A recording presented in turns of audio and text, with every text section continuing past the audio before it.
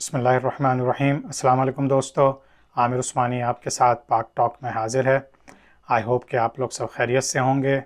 آج کا یہ پروگرام، آج کی یہ پاک ٹاک میں ایک شعر سے شروع کروں گا اور اس کے بعد پھر ہم بات کریں گے کہ ہزاروں ظلم ہوں مظلوم پر تو چپ رہے دنیا، ہزاروں ظلم ہوں مظلوم پر تو چپ رہے دنیا، اگر مظلوم کچھ بولے تو دہشت گرد کہتی ہے۔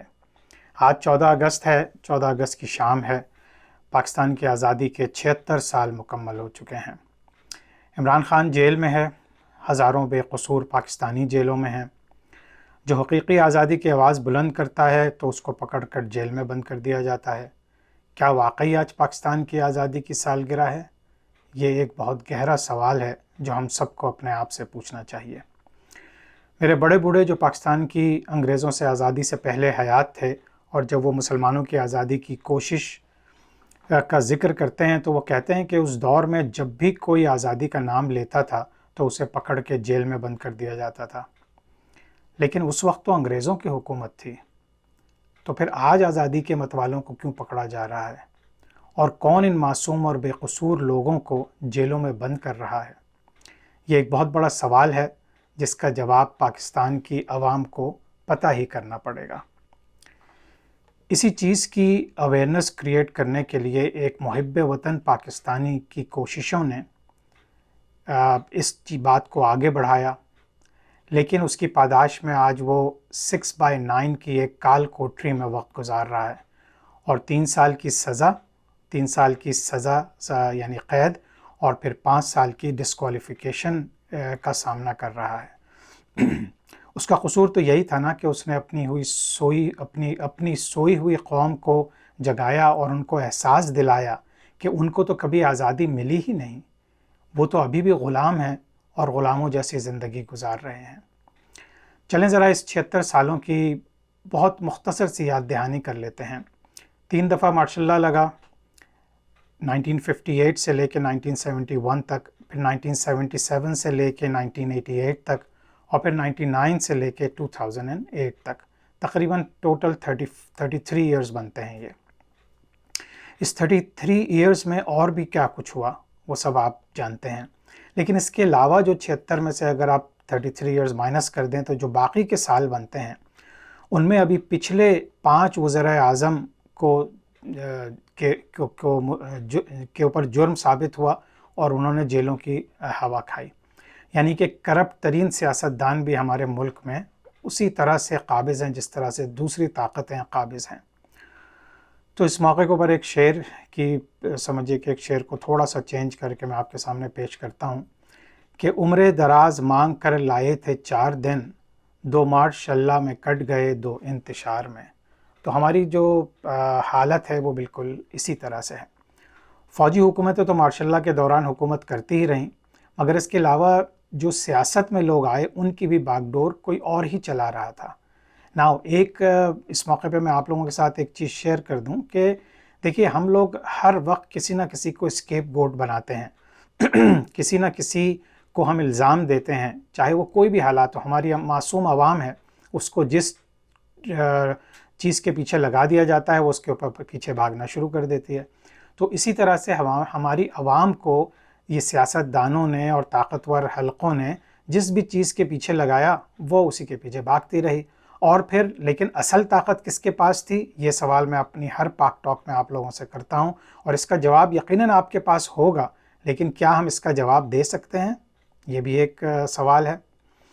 تو پھر یہ کیسی آزادی ہے اور کون سی آزادی ہے؟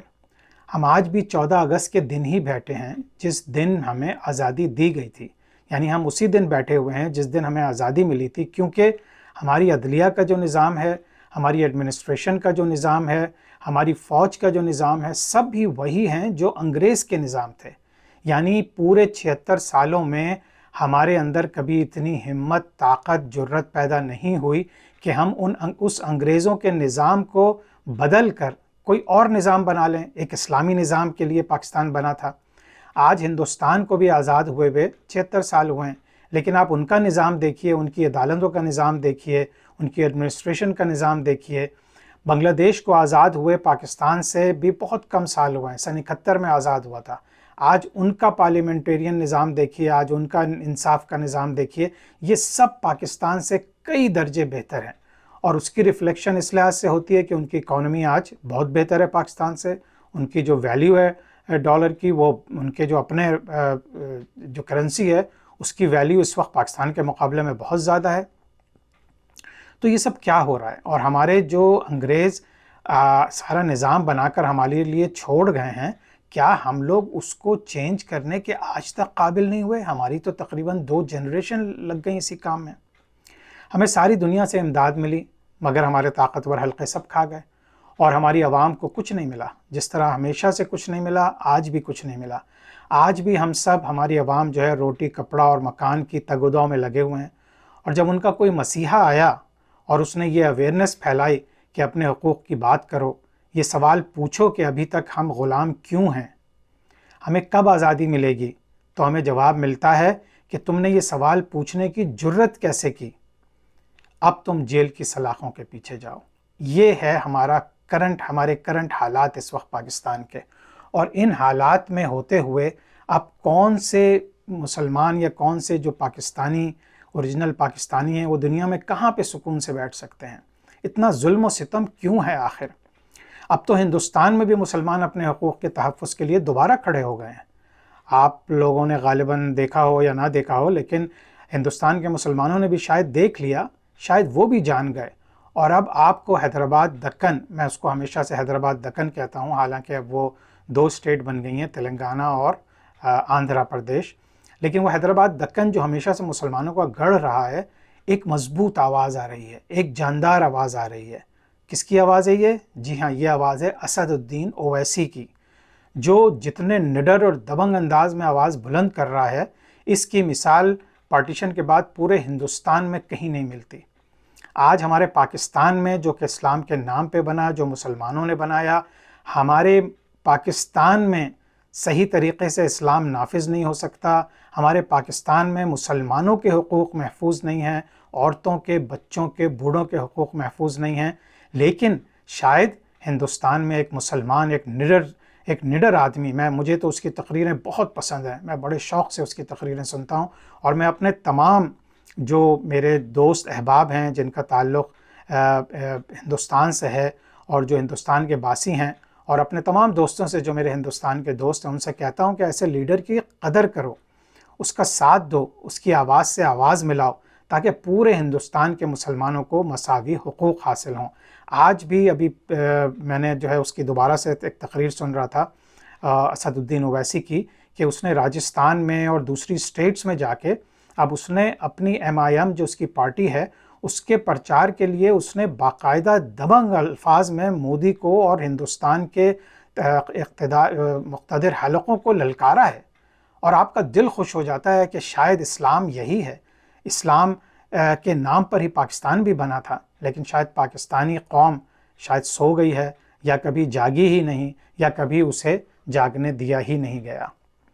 عمران خان کال کوٹری میں ہے، اب ہماری ذمہ داری کیا بنتی ہے؟ میری ہر پاک ٹاک میں آپ لوگوں سے ریکویسٹ کرتا ہوں کہ سب سے بڑی ذمہ داری جو ہماری ہے وہ یہ ہے کہ ہم اویئرنیس حاصل کریں اور پھر اس اویئرنیس کو آگے بڑھائیں۔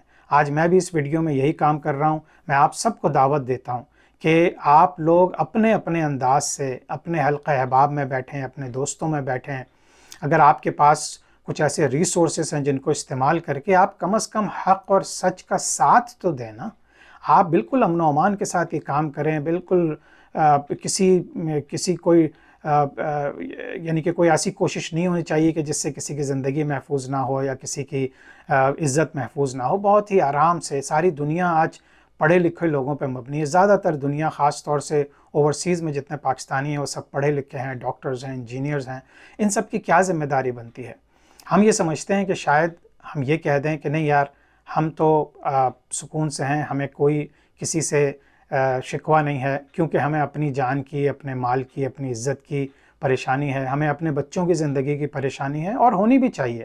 بحیثیت مسلمان، بحیثیت انسان، بحیثیت پاکستانی، ہم سب کو ان سب چیزوں کی اہمیت بھی ہونی چاہیے اور اس کے اوپر عمل بھی کرنا چاہیے۔ لیکن کیا ہم سب اگر خاموش ہو گئے، ہم سب نے اگر بولنا چھوڑ دیا، اب تو ہم بالکل سمجھے تیسرے درجے پہ آ گئے ہیں کہ ہم صرف بولنا چاہ رہے ہیں، ہم صرف اویئرنیس کریٹ کرنا چاہ رہے ہیں، اور اس وجہ سے ہم جو الزامات ساری دنیا میں ہر کسی پہ لگاتے ہیں وہی انسان دوسروں پہ الزام لگاتا ہے جو خود کمزور ہوتا ہے، جس کے اندر خود طاقت نہیں ہوتی۔ تو اب ہماری عوام کو نکلنا ہوگا ایک کام طریقے سے، ایک مصلحت کے طریقے سے، لیکن مصلحتیں ایسی نہیں ہونی چاہیے کہ مصلحتاً آپ خاموش ہو جائیں اور حق کو حق نہ کہیں اور باطل کو باطل نہ کہیں۔ اب ہمیں خوف کی دیواروں کو توڑ کر مصلحتوں کی باتوں سے باہر نکل کر پاکستان کو ایک سچی آزادی دلانی ہوگی۔ آخر میں میرے پاس ایک چھوٹی سی نظم ہے جو کہ انور مقصود نے کسی کی نظم سنائی تھی اپنے ایک پروگرام میں، جو میں آپ سب کے ساتھ شیئر کرنا چاہتا ہوں، غور سے سنیے گا۔